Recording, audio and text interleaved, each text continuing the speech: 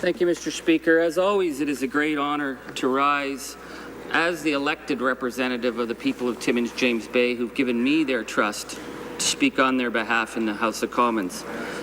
I make this speech today, however, recognizing that the democratic life of this country is at an all-time low, and that there's an incredible amount of political cynicism out there among ordinary Canadians who look to this House, which is supposed to be the democratic house of the Commons, the common people of Canada, at a time when we see a government that has undermined the basic principles of accountable democracy.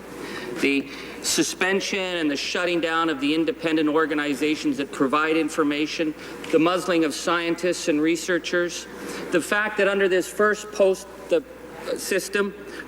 post system, a mere 5,000 votes across 15 ridings gave this government their so-called stable and very corrupt majority. So when one looks at how much electoral fraud and robocalls were used in ridings where some members were winning by 6 and 7 votes, when phone calls were being made misdirecting Canadian people to their right to vote, such as in Nipissing and other areas, no wonder Canadians are frustrated with the democratic system. And then even more so, Mr. Speaker, they look at this squalid example of this so-called upper chamber, the people who are supposed to be above the fray, the people who are so important, these senators, that we're supposed to just trust whatever they say, trust whatever they do, because they have the bigger picture. They aren't supposed to be sullied by the ordinary partisan nature of politics. And we see today they're debating in the so-called upper chamber, and even the language of the chambers, that we are the lower people and these upper people are debating the fact that 3 to 4 members completely misappropriated funds, completely abused the system, and what we're being told is, well, you know, they're senators. So if a senator says they're entitled to money, they're entitled to it. Senator George Baker the other day stated in the press, he said, the Senate is above all rules. And so they can set their own parameters for rules. And Senator Baker thought it was really unfair that because these senators could set their own rules and decide what they want, that we would actually suspend senators for stealing money. And we had Senator Wallen's lawyer say that the move to suspend her for her abuse of the public trust was, quote, an affront to democracy. Mr. Speaker, I was trying to find a comparison to compare how an unelected and unaccountable senator who cannot be fired, who can abuse the system, who can they can't do anything with her except cut off her pay, and that's somehow an affront to democracy.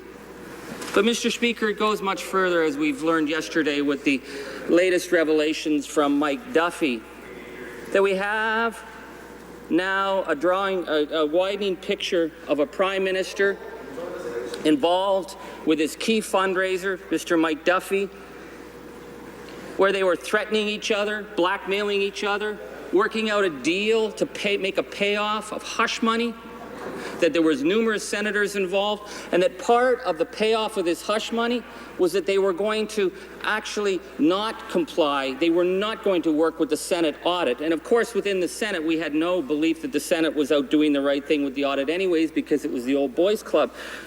But we found out that in the Prime Minister's office, this sitting Prime Minister had access to all of Mike Duffy's travel records, what the auditors didn't have.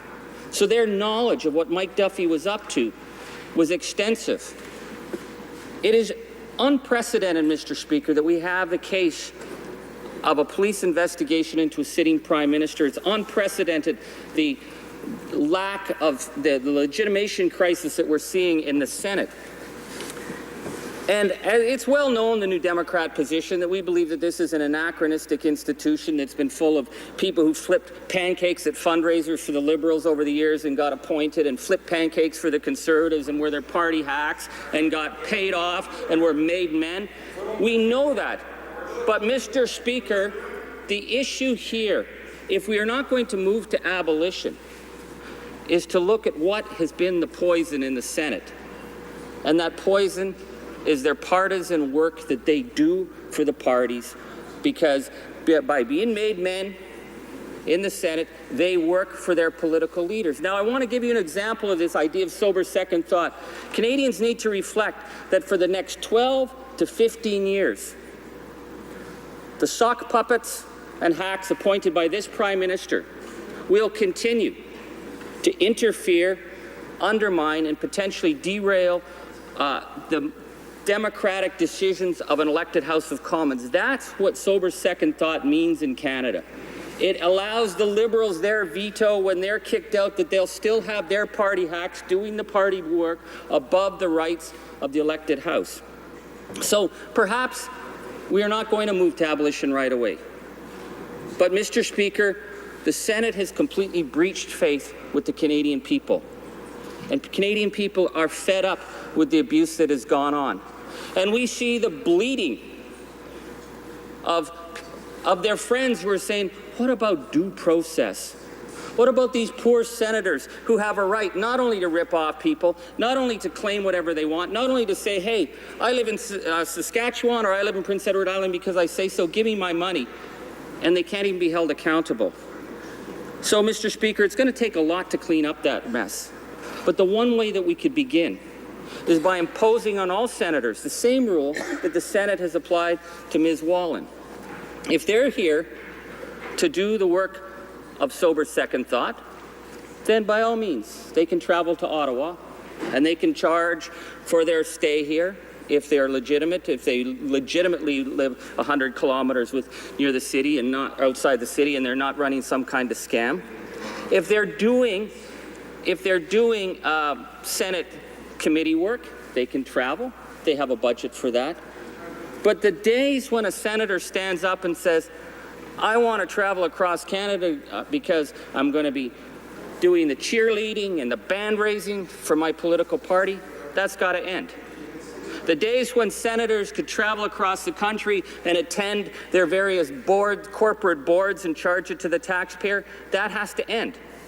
If the Senate is going to have any credibility in this age, then they have to stop being the puppets, the partisan puppets that do the heavy lifting. And, Mr. Speaker, it has to end when they hire their campaign organizers and their fundraisers and their bagmen and put them in the Senate. I mean, my God, Mr. Speaker, in what possible alternative universe would anyone think that Leo Housakos would be someone you would put in a so-called upper chamber for life because he would put the interest of the people of Canada above his own partisan interest? I mean, Mr. Speaker, that it's unfathomable. The man was a Montreal bagman. That's why he's in the Senate. And those days have to end. And I'm calling on my colleagues in the Senate.